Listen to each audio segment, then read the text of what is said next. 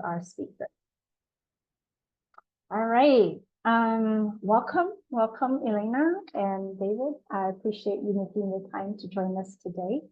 And for our session about personal branding and how it impacts your business and attract investors. So ladies first, can I please invite Elena to do a short introduction about herself, what she's been doing, and then afterwards we'll go to David. Sure. So thank you very much, Pachari and team, for the invitation to talk about personal brand. And of course the honor of introducing myself. And because the topic is on personal brand, I was thinking now, how do I introduce myself that could be different, right? From the usual panels that I'm on. So I'm a bit more thoughtful about this. But anyway, I spent the first 15 years of my career in Procter & Gamble, which is a global American MNC. And then after that, I took a break to actually, look after my children when my fourth kid was born. And I thought I'll be a housewife forever, but I got pulled into the Singapore University Startup Ecosystem Program 10 years ago. And from then, I really got really energized by the whole startup ecosystem, although it was 10 years ago and there were more ideas than money on the table and there wasn't any proof of anything. But because of that, I started a company basically to support them in terms of people development, which was an area that I found was not present. There was money, there was tech, but there wasn't people, which is the third leg of a startup's growth journey and success. So fast forward 10 years, I work with early growth stage startups across Southeast Asia on leadership recruitment and leadership development. I am also a venture partner at a venture capital firm called Blueprint Ventures. We invest primarily in consumer-driven and brands, across largely Asia. And I'm also a mentor and at various startup incubators across Southeast Asia. I live in Singapore. Yeah, that's a bit about myself. Thank you. I feel that we have a special insight from Elena, both from the corporate side, as well as a founder, as well as also being part of an investment group. And David also comes from a very long history of 25 years of being in, I believe, IT, yeah? So David, please give the audience a bit of an introduction. Hello, thanks for inviting me. Every year is harder to synthesize my career. Anyway, the short version, I have a tech background. So I started my first company when I was 25, so about 25 years ago. I was lucky because I had a very early exit with Warburg Pincus consolidation round. We did a pre-IPO, it was 2000. And then after that, I've been working for developing technology for different company, Fortune company, SME, startup. And then in 2015, I moved to Shanghai. I'm Italian. I moved to Shanghai. I started tech advisory. So I decided to go back to the startup world as advisor. And then after 1 year, I started investing. I've been raising a lot of funds in my career. My first company, we raised 1.2 billion. So I was very early into the financial side of the startup building. And then in 2021, I co-founded CrossFund, which is a leading business angel platform in Asia. Yeah, we have 15,000 accredited investors in our platform. And then now I'm starting a fund of fund. And I moved to Vietnam about 2 years ago. And I keep advising. My last exit was last year with a company from Hong Kong.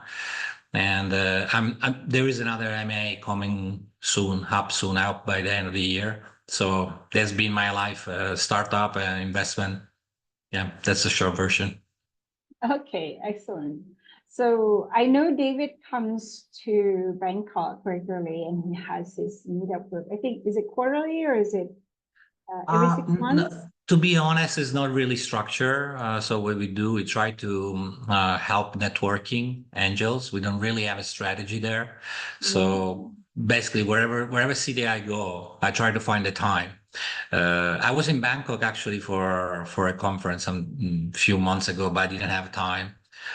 So it's not really structured. Yeah, I travel around Asia mostly. Yeah.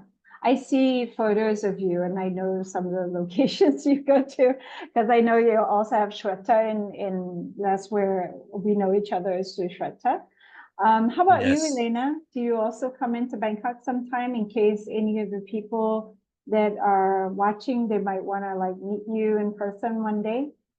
My last trip was last year, about 12 months ago. But Mhm. actually, funnily, I was in Ho Chi Minh City just last week, David. If I had known you before, I would have definitely called you. Oh yeah, but I'm in Italy right now. I'm having Oh, my summer holiday. Got it, Yeah, got it. so but next time for sure. I come to Singapore very often. I was there about a month ago. Yeah, it is a 90 minutes fly. Yeah. Yeah, yeah, I yeah. love Bangkok. Actually, it's my first city I visited in Asia in my life. ah, Yeah, Super. Yeah. like So, anyways, 25 years ago, I think something like that. all right. I'll hit you up, Achari, when I'm in Bangkok next. For sure. Lovely. So I will encourage you guys to connect with our speakers in case, you know, when they are in town, if you like to meet up with them, you can. I know both of them are very, very quick, even though David says himself that he's in Italy right now. He was very quick to respond when I asked him to join this panel discussion. So let's get it started. My first question is geared to Elena. How are founders, how can a founder leverage their personal brand to attract and retain top talent? Because that's where you're coming from, which is a very interesting, you know, going into employer branding. Yep. So I typically talk about talent as human capital because I think for most founders, venture capital is top of mind. But I mean, I'm an advocate of human capital, of talent. So I use the word human capital so that people look at it as equally important, right? Human capital as well as venture capital. So much that you have raised venture capital, you would also have to have enough talent to help you sort of grow your business.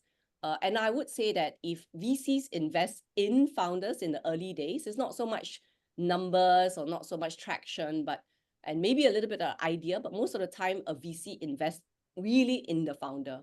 So equally for top talent. So if I am a top talent looking to join a startup, I am investing my time and investing my cost, right? Opportunity cost in the founder. And that's why the personal brand of the founder is so important. I would say that let's start with 101. So a good profile photo is a good first impression. So wherever you are present in social media, just make sure you have a good profile photo that communicates what you stand for. So for example, if I'm a gaming founder, I would probably put a character, I might put a character from my game. If I'm a crypto founder, I might put a NFT, or if I'm a fintech founder, I will put myself a picture that looks quite, like formal, right? So I think a basic photo to begin with is important. Secondly, I think in terms of the content that you talk about or how you introduce yourself, you would look at a few things, right? Sort of what differentiates yourself, So I have seen lawyers who turned gaming founder. They talk about how they gave up their legal career to become a founder because that's a reflection of how important the startup is to them for them to give up their legal career. Or a doctor turned healthcare founder. So I have someone in Singapore that I work with, he's a clinician, and he turned a healthcare founder. And he often talks about how he's given up. He could have been a doctor forever and retire, but he talks about how he gave that up to become a healthcare founder.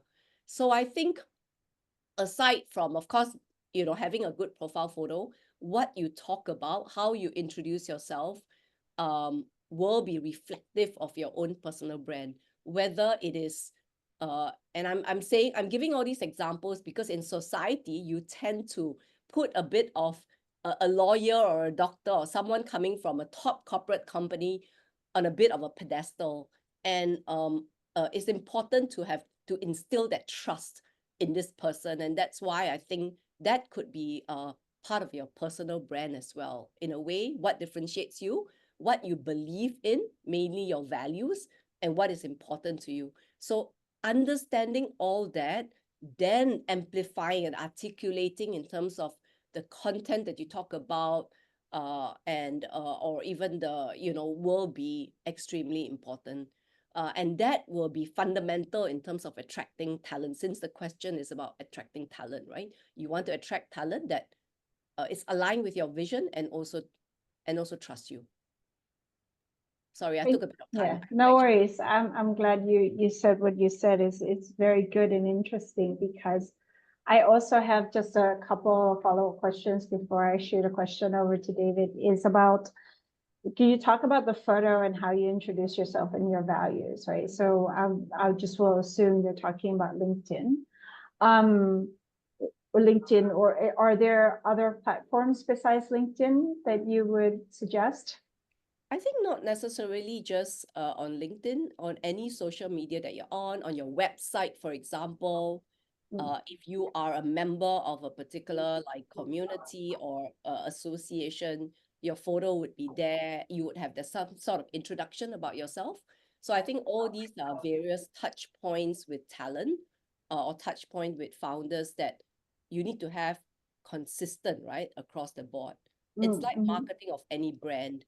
You want to have a consistent brand equity across. And so if I'm marketing myself, I will want to make sure that I have that consistency across all the various touch points that I have with talent or investors. The other question that I wanted to have as a follow-up, what are people's perception in your mind when they don't see a photo? So let's say I see somebody's page, but there's no image, or I go to a LinkedIn profile and somebody had made a recommendation for me to connect with somebody on their LinkedIn profile, but there is no image. Yeah. No, I don't think that's recommended at all, right? We should have some kind of image, an image that you have to use that image, maximize the potential of that image. If you're given that spot, whether it's a circle or a square or whatever, to put your image, I think it's a perfect way to, use that as a way to brand yourself. Because a picture communicates 1,000 words. So I do believe that we must have that image. I can tell you a funny story. During ADD, there was a founder of a crypto project, didn't have his picture at a drawing. And when I asked why, he even didn't show himself on the Zoom call. He said that he had been kidnapped for Bitcoins. It's actually a true story that was confirmed by the team. Kidnapped. Yeah.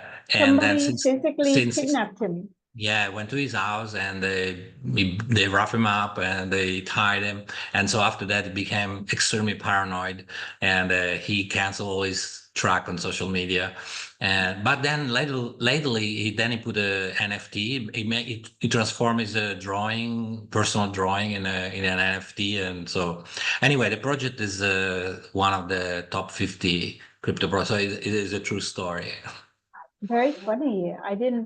I always was told never to put your address.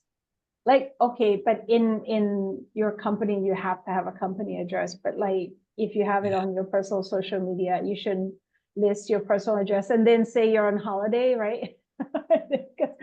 Then that's just a red flag to say like, yeah, go and break into my house. Actually, yeah, that's not smart. When we talk about Web3, because I run a Web3 community as well, it is quite normal and quite acceptable to what we call undoxed, for being undoxed. So not showing up on video calls, or not presenting your photo. But I think the impression is such that if you want to go mainstream, if you're serious about your Web3 project and you want to avoid any kind of perception of scammers or scammyhood of sorts, you should have your you should have your photo, or at least an avatar. Yeah, this is, yeah. But I have a funny story about that. If we have time, we can talk about it because a friend of mine actually had his identity stolen, but that's for later. All right, David, let's talk about, because you mentioned community. Does a founder's ability to build like a strong online community around their brand or their ideas influence investors like you? Yeah, well, when I started, no, because well, when I started, there was not even social media.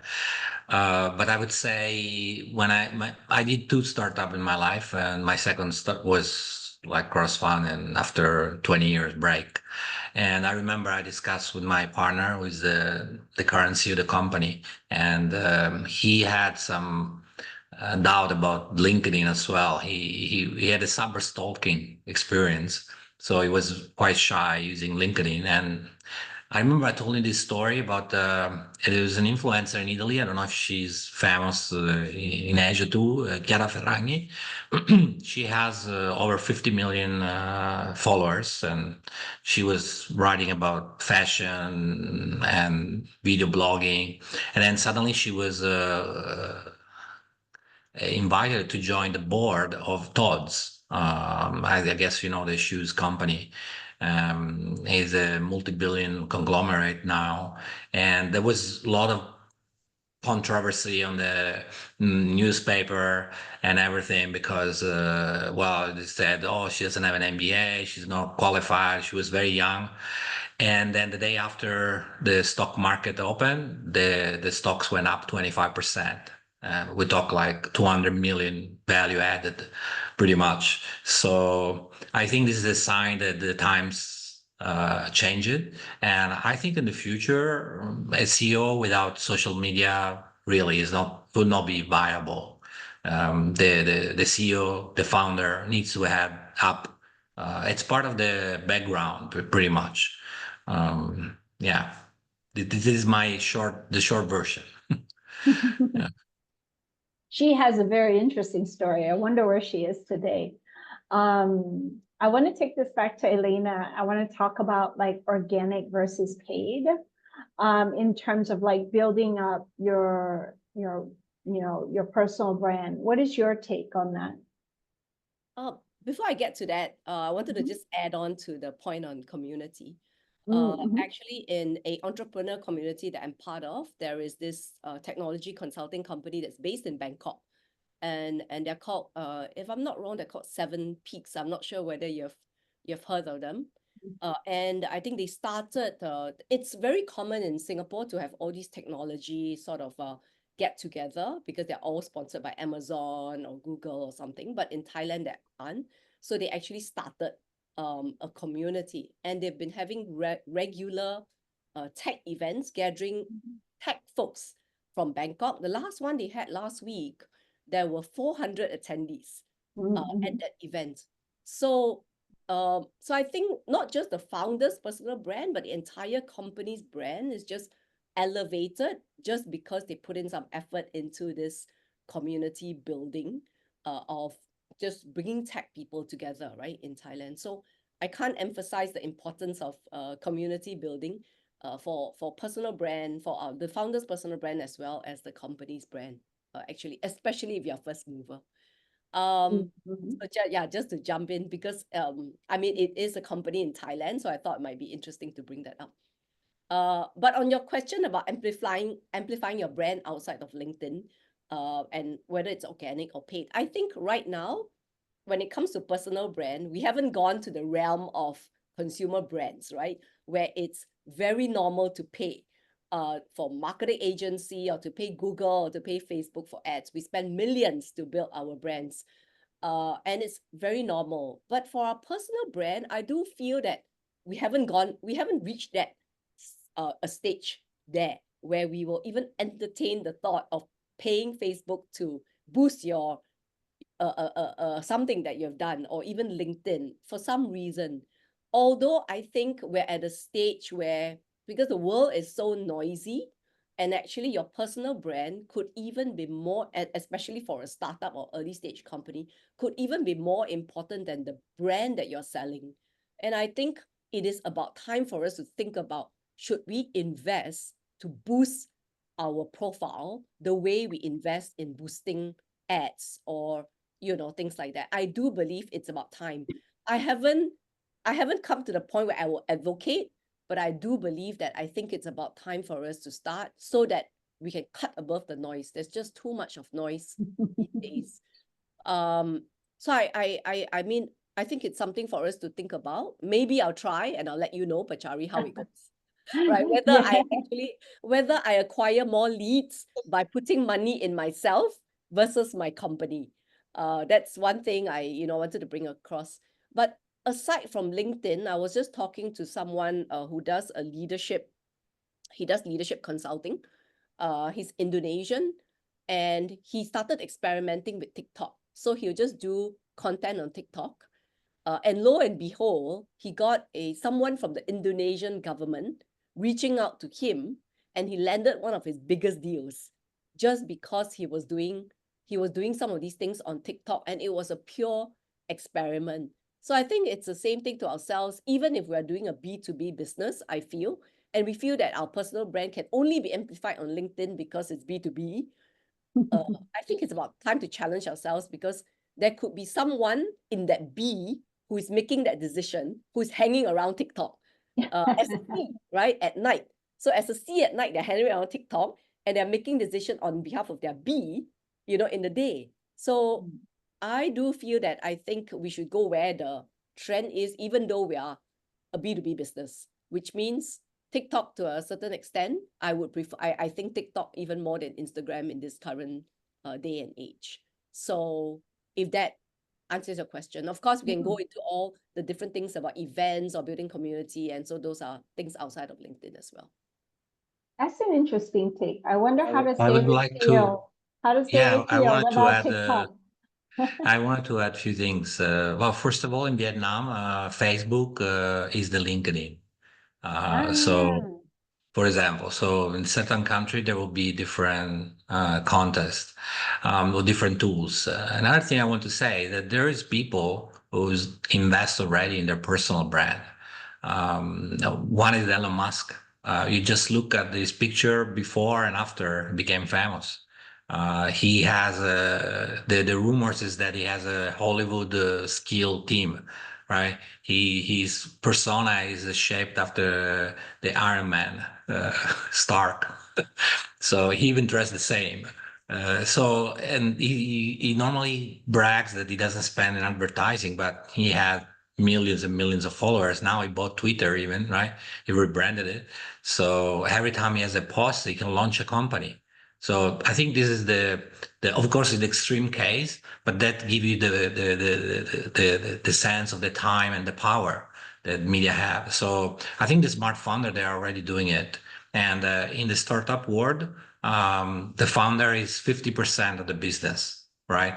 So not the traditional ways like, okay, I graduated in Harvard, I have a PhD in Oxford, right? And then the rest is what you build and what you make visible of your life in the social media mostly. So TikTok, why not? I mean, I personally not a big user media. I just use LinkedIn, to be honest, actively. But I can see that some founder are already doing it, definitely. On that same line about how some of the more famous founders, somebody like Elon Musk, does a founder need to take on an extroverted persona like the Zuckerbergs of the world, or others who are very out there and speaking regularly on the speaking circuit, like Gary Vee? What is your take on that, Elena? Well, I think all of us have got a different personality, and I mean, it doesn't mean that while we see the extroverts, well, I think it's easier for the extroverts to be out there building their personal brand, so to speak. But I think introverts can do it in their own quiet ways as well. So if I'm not comfortable being in a large event, I could do smaller panels. I could have more one-to-one sort of discussions. I could have, you know, those kind of like more intimate, I could do more thought leadership content. So like a podcast, for example, which is less intimidating for an introvert, right? Because you don't have to be out there. So I could amplify my thought leadership, even though I'm an introvert, through different channels. I've got a friend in Singapore. He's a German who has started a fractional community. He's a self-confessed introvert. So what he does is, for every member that joins, he actually reaches out to them one-on-one and he has a conversation. And he's on different events all the time, and on LinkedIn, he's comfortable to share that he's on the event, but you will not see him at like large events on stage. But yet he has quietly built that sort of a personal brand as being one of influencers and one of the first mover of what we call fractional, you know, a fractional leader or a fractional community. So I think there could be different ways. We don't have to keep pace just because we have this Gary V type person or Elon Musk type person out there. We don't have to feel that, oh, if we're not, we can't build our personal brand just because we don't have that kind of personality. I think there are many different ways to do it. Thank you for that. My next question is for David. Does the founder personal brand have to be like completely aligned with the, you know, the startup?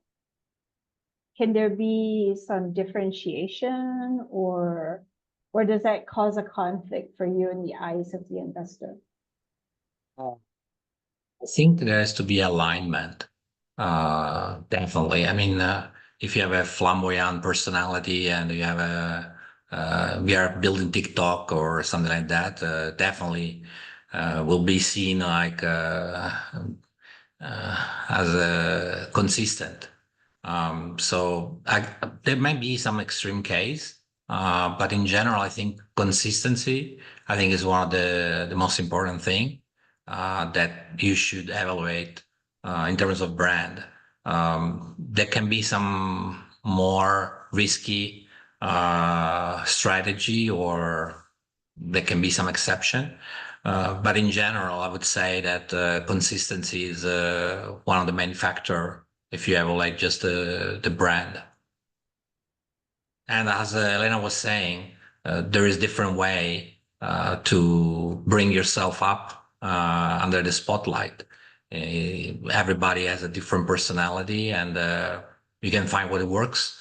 One of my founder actually, he does a B2B, and he has a very, let's say, difficult personality. Is not.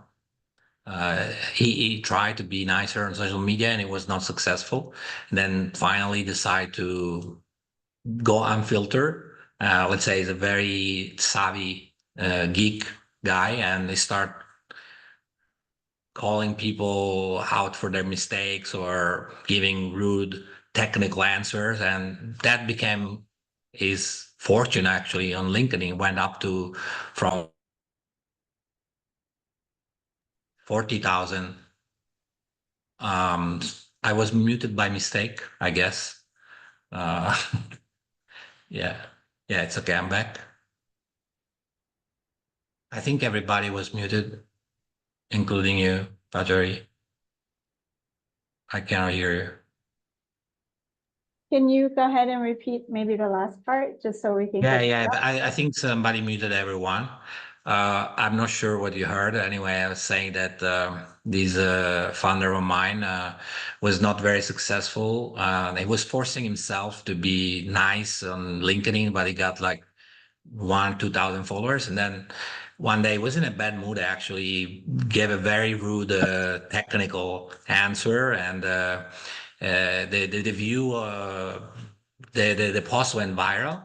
And then he said, you know what, I can be myself. Like I'm speaking with friends. And now he has like 40,000 followers on LinkedIn, or technical and business related people. And he actually was able to leverage it. And so he found the thing that worked for him, right? So Yeah, I know what you mean, because do you guys know the gamer PewDiePie?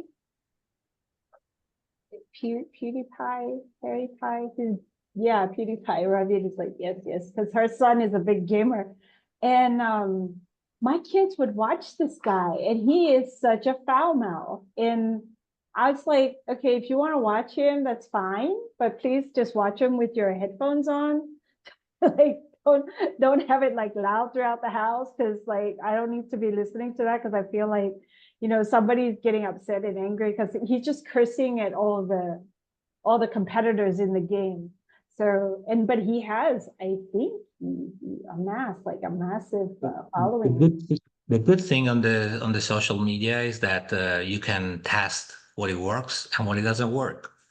Because you make your post and you see the percentage of sharing and viewers and something, right? Yeah. So you can also adjust and yeah, ideally it's something that comes naturally to you, but sometimes maybe you have to work a little bit on it. Yeah, Yep. I also do feel there's a difference between personal brand and personal expression. So while I am very conscious about my personal brand, I'm less conscious about my personal expression, and I try to keep it separate. So on LinkedIn, I'm conscious that whatever I share on LinkedIn reflects my personal brand. But on Instagram, I may have two accounts, one that reflects my personal brand and one that is my personal expression, where I can talk about anything else. And I guard that, right, to only friends and family, people that I know.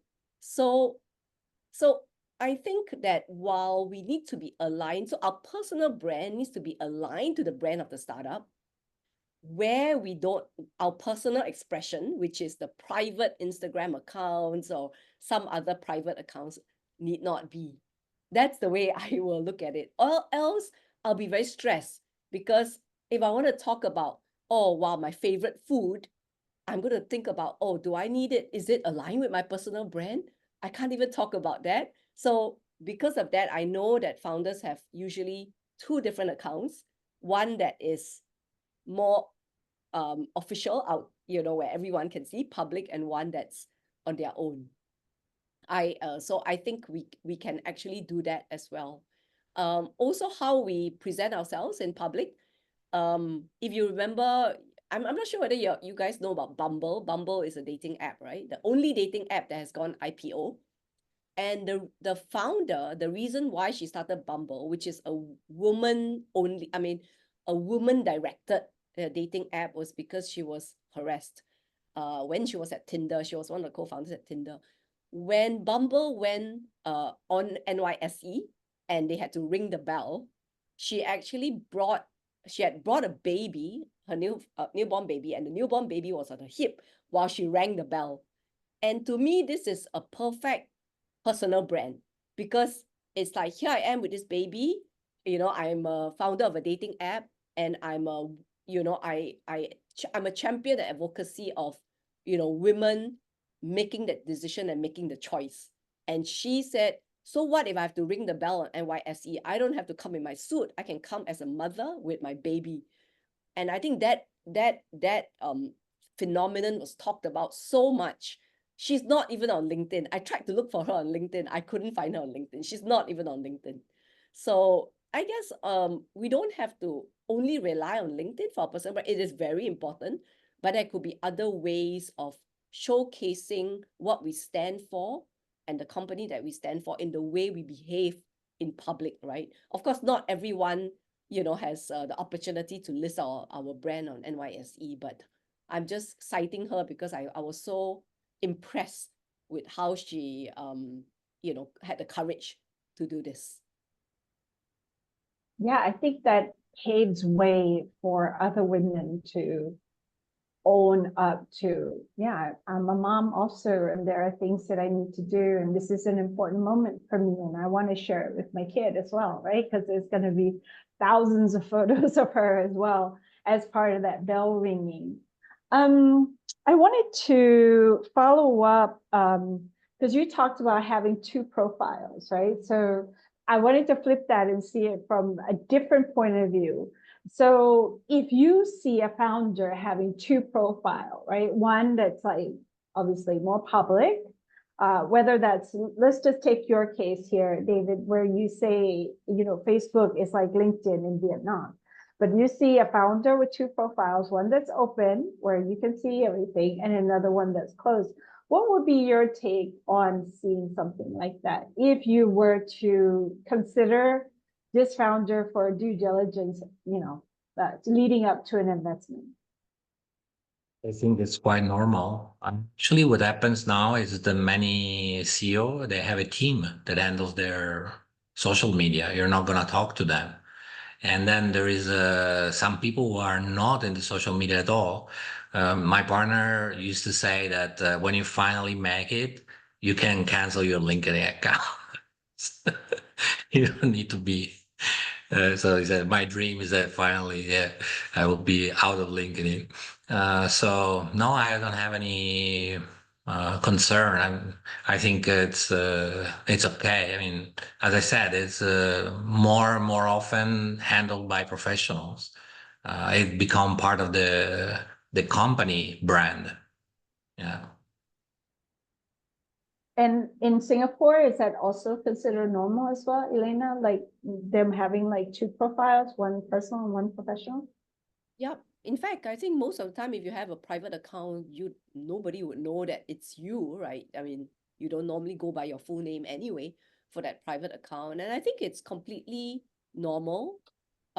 Anyway, to me, personal brand is just a first impression. If I'm a VC, you know, it gives me an impression, that's it, but I wouldn't make my decision on that person's just because that personal brand is a little bit suspicious or it doesn't align with certain things, you know. While I feel it's good, it is not the be all and end all of a decision on whether I would invest in that person. So I think we take it seriously, but you know, it doesn't have to be a point where, you know, we are no longer ourselves just because we're tied to the company. Mm-hmm. Okay. David, can you describe like an ideal team dynamics that you are looking for in a startup founding team? So just looking a little bit beyond the founder and then looking at the co-founders, the CTO, the CMO, the CCO. Yeah. Okay. So I think the first thing that I look at is the numbers. One is harder, and four is too much. So first, I move between these numbers to consider a solo founder. Really, he has to really stand out. Otherwise, it's going to be complicated. So I would say the probably the most common ideal scenario is to have 2, 3 founders.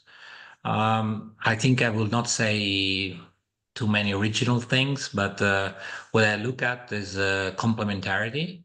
So I prefer one tech founder and one business founder, unless it's really tech company, deep tech company, then I can handle 2 PhD. And the history, the background. Yeah, ideally, it's not the first rodeo. Doesn't mean that it's another company, but I don't know, they were a schoolmate or they play in the same team. They have some familiarity because I can say that starting a company, it's probably more complicated than starting a marriage. So there's gonna be a lot of. I sometimes feel I'm married to my business partner more than my wife, and I know that his wife feels the same, uh, which is a reason to complain, I guess. But yeah, like well, the startup life is gonna be full of up and down, and how you react to difficulties, it's very important. So the resilience of the team, I think, starts from the relationship that the founder have. And one of the thing I sometimes when I have a opposite sex co-founder, the first thing we try to understand is like, are they in a relationship? Like So of course you don't want to Does ask that, directly, but does that sometimes you complicate? must. Well, look, in general, it's not a good thing in general because it adds up on the risk of failure, right? It's another point of failure. But there are some very successful cases. And some of these, they're outliers, Yeah. like Canvas. So in the startup business, you are in the outliers business, in the business, yeah.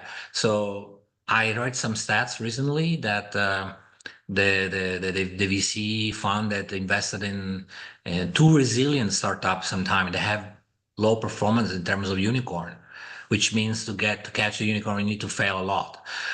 So always keep it, always keep, if you don't fail enough, you're being too conservative, right? Because that's a problem. You need to find the exceptional case. So all the rules, everything I'm telling you, probably one day I'm gonna forget completely, and take a wild bet, and maybe that will be more successful than other safe bet. Hmm. So how about you, Elena? What do you take? What's your take on when you have a co-founder, like what David is saying? If there's a male and a female, do you suspect? Or do you think from a talent point of view, do they want to work for a husband and wife team? So that's also another point of view that you can share. Yeah, I mean, I would suspect for sure. Just like I think it's very normal to suspect. However, I mean, once it's validated, I think it's a good thing. In fact, I think it's a good thing that because it's diversity from the word go. The problem with I think founding teams is sometimes you get this very sometimes very bro kind of thing, and this broness does affect as the company grows because it becomes insider, as you would know, and then as you expand your team and you hire founders -1, your founders -1 cannot break through this bro circle, right? So I do feel that if it's an opposite sex from the word go, there is already some sort of diversity to begin with, and hopefully that fundamental will then carry through as they build up their team, with this whole importance on diversity. Although I do have a little bit of maybe a different opinion versus David in terms of the founding team. I feel that it is better for the founders and co-founders to not be best of friends from the very word go, because the same issue of, while I think they will work well together, but I do feel, number one, if something goes wrong, there is too much emotion involved in it if you're best of friends. The other thing is it does not I won't generalize, but it is not, may not be the foundation for diversity. If you entire all 3-4 co-founders are best friends from school, it the chances of them building a diverse team and accepting different opinions down the road as they grow the business could be slimmer. I don't think we have any data to show that. This is just purely anecdotal based on startups that I've worked with, where I feel the bro culture is too strong to a point that they cannot accept people from outside of that bro culture, and it does affect, the success of the startup. Yeah, I read somewhere, I don't know if it was Fast Company or Inc., where they say like why, a female developer doesn't want to work for your tech startup. And it goes on to list out the bro culture and that they don't feel seen or heard. And, they feel like they get pushed out, to get a seat at the table, those kinds of things. I hope that's starting to change now, I think that article I read at the beginning of 2020 was a bit pre-pandemic, but I think now that we have a little bit different way of working, from remote working to hybrid working to, just, giving people and from all kinds of life to build a more diversified team. I asked for a question in the chat group, but I didn't see anybody typing anything. So, and we're almost approaching 3 p.m. If no one has a question to throw in there for me to help share with our speakers, then I'll give you a minute just in case if you have one. In the meantime, what I'm going to ask David is to share the story of Nuvolarics. which is a cloud solution, and they do something really interesting. So they were a startup, I'm assuming, startup that you knew. And the person was like a geek at heart, and they decided to do their own fundraising on LinkedIn with 40,000 followers. Can you share that story? Yeah, correct. Now I feel a little bad because people will make a connection with my previous answer. Anyway, yeah, it's interesting story. He had 40,000 tech contacts, and he tried himself to in a very smart way. He started posting polls. This is actually how I learned about he. I knew him already before, but we never had a cooperation. And he was asking people, what do you think about this idea? Would you invest in this idea? Blah, blah, something. And 1,000 people answered. And that giving actually confidence that the company was investable, right? Because when you have a startup, you don't only sell your product. Half of the time you're selling your company, your shares, right? Your company is your product. Otherwise, you cannot finance yourself in a venture capital. And then after that, he tried, but he had a very low conversion, and he actually reached out to me, asking me advice. Said, "I know that you have this platform. Can you give some advice?" I said, "Look, I can bring your company, my platform, if you want. You can do the DD process, and if you pass, then we can get on my platform, because my platform is not open. Both investor and startup are pre-vetted, and they go through DD. And the interesting case was that he got 2 investors in 6 months himself from LinkedIn, and when we launched the campaign, 90% of people came from his network. I know because he created himself a pro registration page, and he got like 60% conversion rate. He got almost 100 investors in 1 month and a half, and he raised more than $500,000. So what happened there? I think his brand was already the same, and his audience was the same. What he was missing probably was the other brand validation from the platform or from an institutional investor, right? So the combination of 2 brands probably create a very good outcome for his company, and he keeps engaging and talking to. He's now not only customers but also investor on LinkedIn, and he's pivoting recently, and he's leveraging his persona on the media really 360 degrees. So I think it's an interesting case. And by the way, I'm quite confident that this company is going to exit one day. But that is more connected to the business and the space where they are operating. But of course, the founder is important. And by the way, the 2 co-founders are married. Oh, interesting. Yes, I got yes. one question each. I do want to let everybody know it is 3 o'clock. So if you need to go, you don't worry. But the person who asked the question, I see that they're still on, which is Jamie.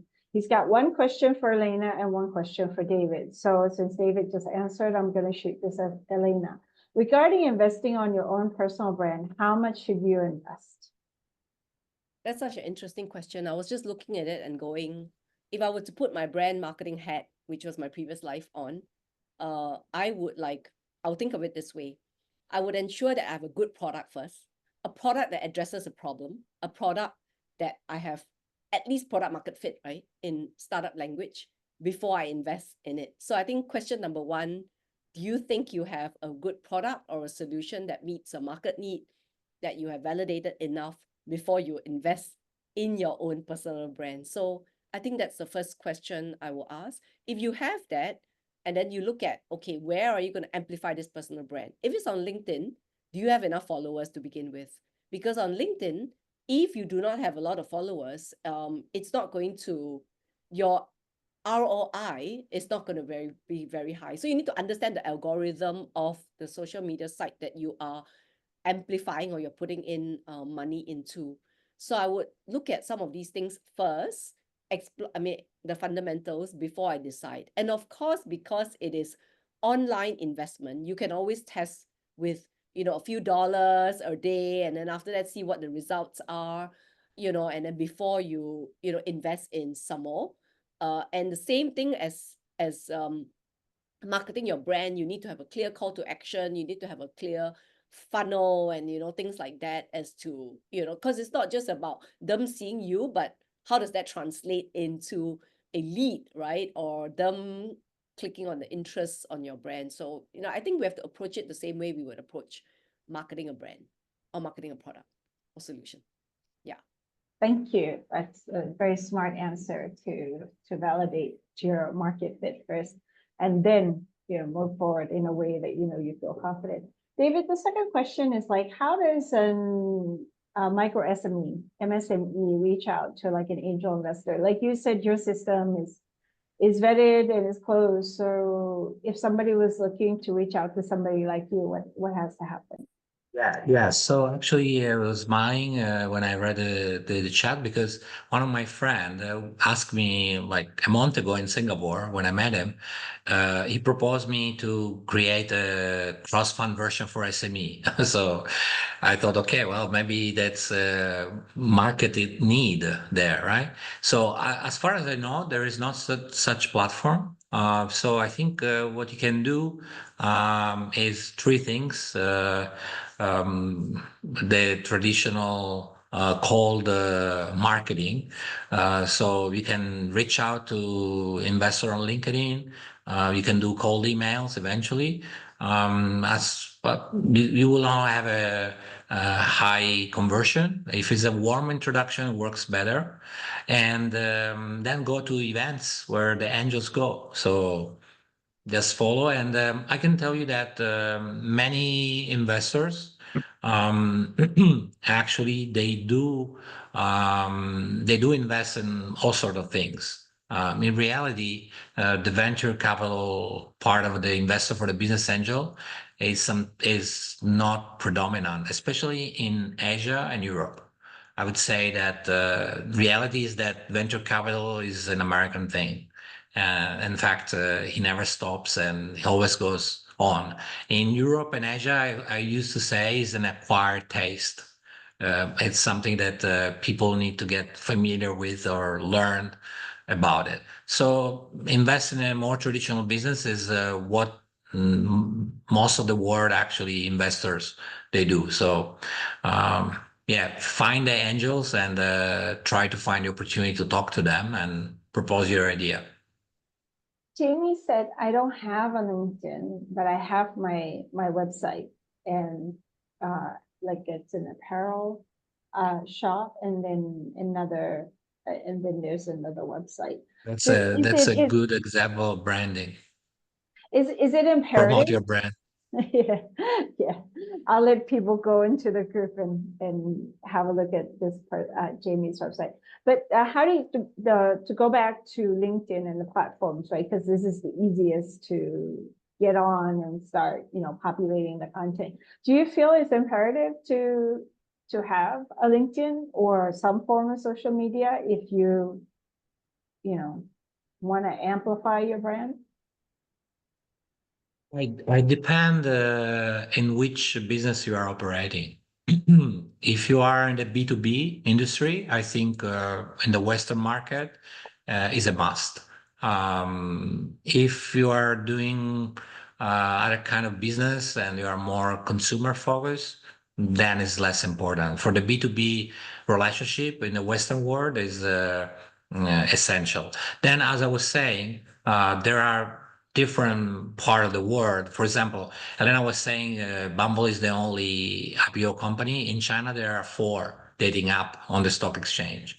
And so there are different part of the world, and email is not used in, I don't check that much my email anymore.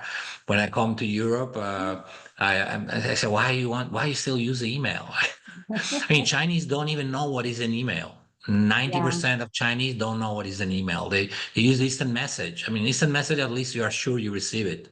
I say that I was born with email. My email is like, personal email is like 25 years old, probably. And well, maybe 30, I think. And by now it's 30 years old. But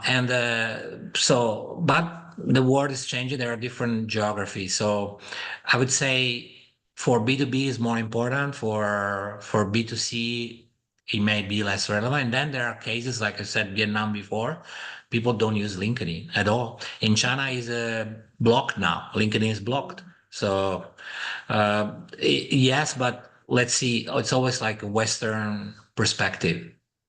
Mhm. The other added question is, do you think Line is a good channel for Thailand? Fine. I I know a think little it's bit. Maybe you can 60. answer better than me for sure. I was having this discussion, as a matter of fact, with a group of young students yesterday, because I know the mom. She's an architect and interior, and she asked me to coach her daughters and her friends about something about their career, because they're about to. One of them is about to leave for university, and then we talked about how we do marketing and how we segment, and they laughed at me because I said Facebook. And I showed them the stats that we have 50 million Thai users on Facebook.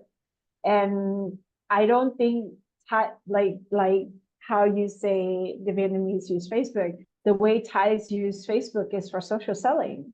And Thais don't always want to create a website because it's a major investment, and you always need a technical person to help you manipulate the site, unless you're using Wix. But if you're using like Magento and WordPress and all this other stuff, right? It's difficult to learn. So Thais prefer to just use Facebook because it's easy to upload, download the photos, you message, and then you have the message platform tied into it for you to exchange contacts, addresses. You give them the QR code for payment, because in Thailand, we heavily use the QR code payment system. Yeah. And the other thing also I showed them is so we are top 10 in the world of Facebook users. So I think we're ranked number 7 or 8. I remember us being higher. But I saw that Vietnam has superseded us in terms of using. This was on yesterday. Was Statista, was the stats ranking app on the web. In online, I believe we're either 55 million or 60 million Line users. And I heard it's around 80% active. So, because you got people, like me, I have Line on my tablet, but it's my secondary, right? I kind of use that if my phone battery died or something, but usually it's only my phone, but I also have a tablet and a laptop. So, but the tablet requires a second ID. So for me, if you're selling in Thailand, I think those two platforms are very critical. How about you for Singapore, Elena? For consumer, are you talking about consumer products? Either or. You can designate if it's B2B, this is an important one, or it's B2C, this is important. It'll be Instagram mainly. Yeah, for B2C, but I think that's it's quite divisive now. Facebook has older demographics, and Instagram and TikTok younger demographics. So depending on what you're selling. Okay. Thank you, Jamie. So any last words before we close out, David, to our viewers? Be yourself and find the best version of yourself. It's always a challenge, isn't it? Because there's always some form of platform trying to tell you how to be. Did you wanted to say something, Abdul Rahman? You just I was actually typing. I don't know. Can you hear me? Yes, we can hear you. Oh, I was actually typing. I was going to say thank you very much for having me, Patri. You got me on here, and it's nice to meet you all, David, Elena, Rabbit, Jamie, I guess. It's nice to meet you all. It's been very educative for me. I learned a lot. I've always loved being myself, and that was how I got to meet you the first time. So, yes, at a Asia Pillar. Pardon? Asia Yeah, it was Pillar, Asia I Pillars remember. event. Yeah, it was an Asia Pillars event. Yeah, Alex. You introduced me to a producer. It was straight away, So I benefited a lot. And sorry I had to get in late because, to be sincere, it's my first time on a Zoom call. So I had to install the app. So I had to go all through this process, talking to the virtual chat, and then got in. So You did good. glad you guys late, and it's been amazing. That's all. I'm Mm. blessed to listen to you all, and I profited from it. So I'm grateful. Very good. I'm For those of you who may not know, Mr. Abdul Rahman is a artist, music artist. So you I'm can into sports find, and entertainment. Yeah. yes. So if you check out his Facebook, he's got lots of little video clips about performing music and stuff. Very fun, very fun. Yeah, well, Um, something from Alina. She said you have to the personal brand and your personal expression. So it's like I just put all myself in one place, and sometimes you have family members that just look at me from the art part, like, what's happening to him? It's changing. It's not like this. So I get confused. Like, come on, I'm building something. It's my brand. Why don't you guys support it? Why do you guys see it from another perspective? So I've been struggling with that actually. So this will really help me to put things in a better place. Pray. I and look at family. Madonna. I look at Madonna as like the ultimate chameleon. She's changed so many times in so many ways. Some I liked and some I did not, but that's okay. That's how it is sometimes, right? So Yeah. thank you. Thank you. I wanted to, Elena, last words before we close out. I think on personal brand, I don't know. I guess, I think for most of us, let's just see what is the objective of, this personal brand that you want to craft for yourself. It's like Abdul Rahman goes, as an artist, there's no difference between personal expression and personal brand because it's all related, right? Because you want to bring out the best of yourself and the most creative of yourself. So you can't be curtailed. But I think for some of us, it's really just being very objective about this personal brand. And the clearer you are about why you need to craft that, the clearer the amplification of it. Not every one of us need to be so conscious of this, of personal brand, I do feel. Yeah. Thank you for that. But I also tell people, don't be oblivious because people will Google sniff you no matter where you go now. Like people will Google sniff you to see if you're the type of person they want to meet and have coffee with. If they're recruiting you, they're going to check out to see if there are any social media posts about who you really are. Are you really the person that you say you are on your resume, right? Because you're in one of your services is in the recruitment. And I know that I've heard, and even us ourselves have also researched the candidate that we want to recruit, especially when it's a very important role and it's somebody that's going to be supervising other people on the team. So, and we made a mistake before, actually, a funny little story. We recruited somebody who was wanted by the police. And we found out after she was here for 1 day, 2 days, and then the police, we got a call saying, is she in your building? Because we need to send somebody. It was like, it was spooky. So yeah. And then now, whenever we get a candidate, we Google their name in English and we Google it in Thai as a double check. Because later when we went to Google, we saw there was a trail about this person in the Thai news, in the Thai blogs, in Pantip. So it was very interesting. Well, David, Elena, thank you so much for your time today. And thank you everybody for joining us. I hope that you will keep in touch with those who shared their LinkedIn, or if you want, I think most of us have put our names in here, like mine is shown here, but my thing is saying the company because it's based on a company account. Thanks again. And Kat, you want to show the next event we have lined up for August? We're going to be talking about building a brand loyalty. Now, this is very much geared towards entrepreneurs, solopreneurs, MSMEs, and SMEs. Why do I want to keep it in this group of audiences? Because I don't want to talk too much about HubSpot and Salesforce, with those those sites and those processes are actually quite intricate and much more suitable for multinationals and enterprise level. So the event is up. You can take a quick, screenshot of this, and you can also find the registration on EventHub. Thank you so much, everyone, for coming by, and thank you, the team. Kat, if you want to show your face, Sky, if you want to show your face, and Jeremy, if you want to show your face.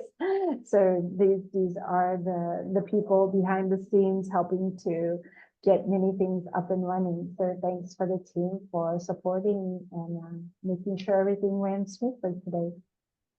Sawasdee ka. Thank you, Pachari, for the invite and all. Bye-bye. Bye.